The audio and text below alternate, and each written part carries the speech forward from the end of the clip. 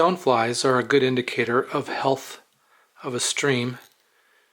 They live in their pupal stage in the stream, and it can take a year or two sometimes for them to pupate, but they want nice, clean, clear water. At the end of the pupal stage, the pupa actually crawls out of the water, and the adult emerges out of the water and lives its life along the stream, but out of the water. It doesn't live very long.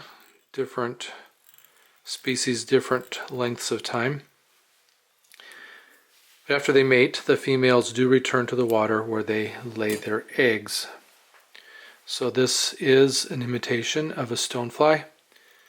I'm tying it after the pattern, or after the instructions by Fling and Puterbaugh in the basic manual of fly tying. After laying down a base of thread on a number 12 hook, and they recommend anything from a 4 to a 14 dry fly, I'm going to dub in just a little tiny lump back here at the beginning of the bend of the hook, and that little lump is going to keep the tail separated. The tail is going to be a couple of fibers of moose mane. The body is going to be yellow floss. The wing is going to be a piece of squirrel, or some hair from a squirrel tail. This is a hair, not as in a rabbit, but as in hair from, it could be deer, it could be squirrel, it could be any other kind of hair, maybe calf tail. Calf tail is probably too light, or dark, black calf tail. I think the stonefly wings tend to be darker. And then I'm going to do a double hackle. I'm going to use 2 of these done hackle feathers from a rooster cape for the front hackle. So I have that little bump of dubbing. That's going to separate the 2 tail fibers, so a little less than the hook shank length. I'm going to tie the first one in. If I tie it in a little bit on top, then it'll tend to wrap itself down behind, or not wrap, but lean to the back, and then that hump will keep it separated in a V shape. Then I'll take another one of those moose mane fibers and tie this one in on the front of the hook shank.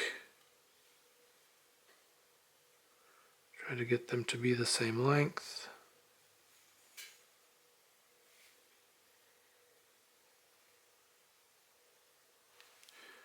Spinning my thread counterclockwise causes it to lean back towards my finger and make an easier grab of whatever it is that I'm tying in.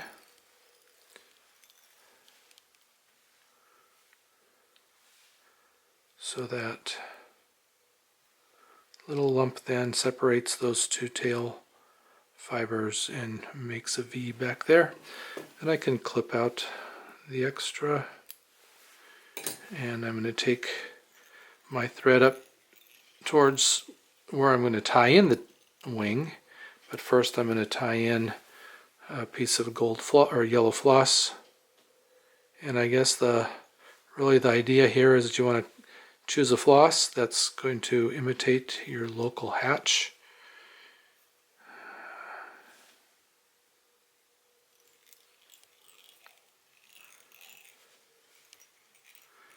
And I'm going to wrap that floss in back to where I have that dubbing lump.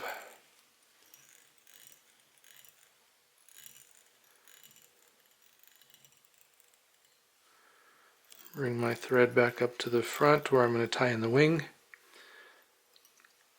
I'm going to throw a 1/2 hitch on here so that I can use the rotary device, the rotary function of my rotary vise. Let me clip off that little extra bit of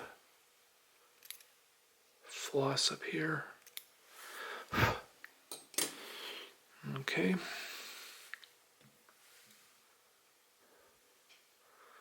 So then I wrap the body with the floss.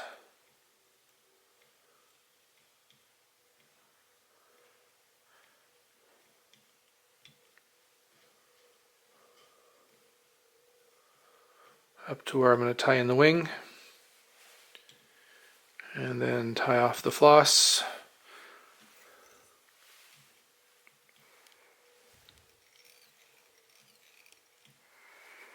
Clip out the extra. I've already got some squirrel tail hair in my stacker. So this is going to be as long as from my tie-in point to the end of the moose mane tails. And the trick here is to make sure that this squirrel hair stays on top of the hook shank. So I'm going to counterclockwise spin my thread again, a couple of loose wraps, cinch it down and wrap it on, and wrap it back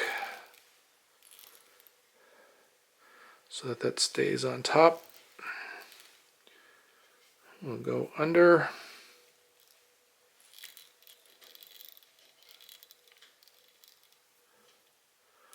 Try to get that nice and tight. And then I'm going to clip this all out at an angle here.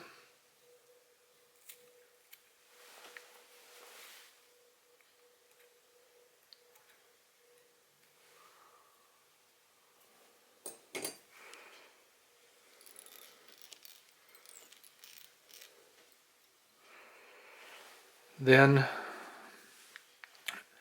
going to take the two hackle feathers and stack them one on top of the other.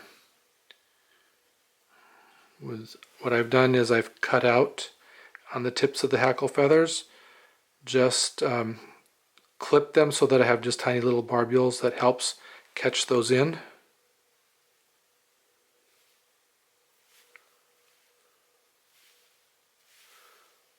Stack them together on top of my hook shank and grab those in and wrap forward to the eye.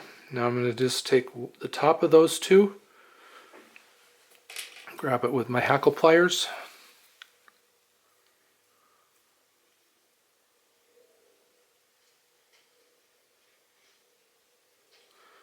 and wrap that in. And I'm just going to wrap it all the way up from where I've tied it in up to the right behind the eye of the hook. So this is the way that Fling and Puterbaugh recommend to do this double. I've got quite a drop off there. I'll try to stay on top of this double wrapped hackle. They do one at a time. So wrap the first one up.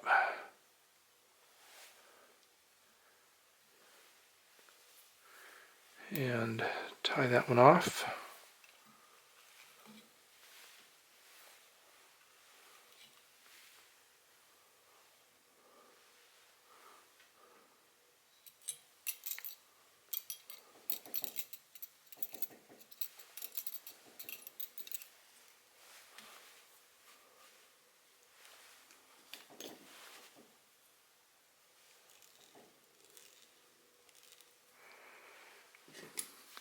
Clip that one out.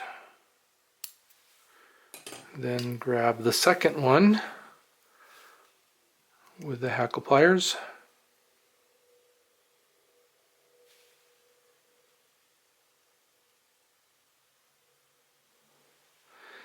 And wrap that one, wrapping it right through the first one. That way we double up the thickness of that front hackle.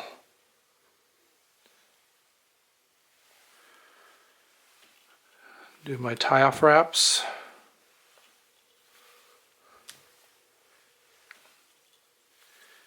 And then before I actually clip that out, I'm going to pull all those fibers back.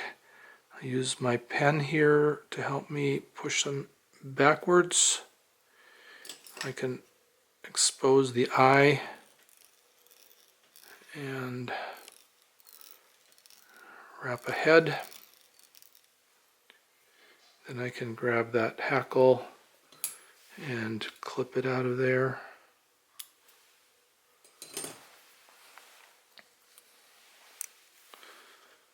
Then I can do my whip finish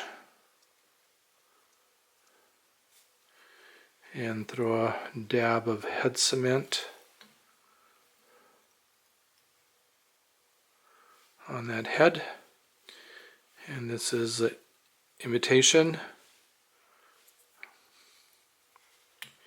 of a stonefly, presumably the female, as she comes back to lay her eggs and is sitting on the water, ready to lay her eggs, but also exposed to fish.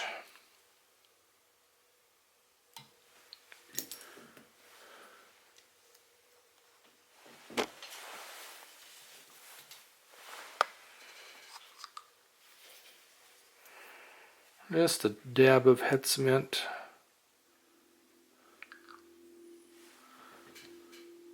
Fling Puterbaugh also do recommend putting a little bit of head cement back on that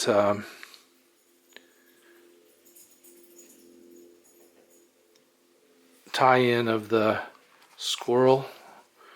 I failed to do that, but it can be done.